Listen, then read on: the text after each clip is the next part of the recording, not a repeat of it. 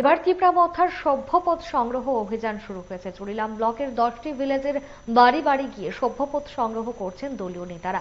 এই কর্মসূচি চলবে 1 মাস। শুক্রবার চুরিলাম ব্লকের পদ্মনগর ভিলেজে এলাকায় এদিন কর্মসূচিতে উপস্থিত ছিলেন চুরিলাম ব্লকের তিপ্রামথার সভাপতি বুদ্ধ দেববর্মা। তিপ্রামথা পার্টি তরফ থেকে আমাদের চুরিলাম কেন্দ্রে পদ্মনগর বিসিতে আমরা আজকে সভ্যপদ বা মেম্বারশিপ ফর্ম তিপ্রামথা আমাদের যে টার্গেট অনুযায়ী আমরা আজকে পদ্মনগর বিসিতে হাজির হলাম। আজকে আমরা মেম্বারশিপ করাবো, যাদের কাছে পয়সা নেই তাদেরকে আমরা মেম্বারশিপ দেব। আজকে সেই আশা নিয়ে আমরা আজকে এখানে হাজির হলাম। আজকে থেকেই শুরু হয়েছে। আজকে থেকে শুরু হয়েছে। মানুষ আস্তে আস্তে পদ্মনগর বিসিতে এখন তো কাজের সময় অনেক কিছু মানুষ এই রাবার উপরে উপযোগী এবং ধান ক্ষেত, এই কারণে মানুষ একটু কম আছে।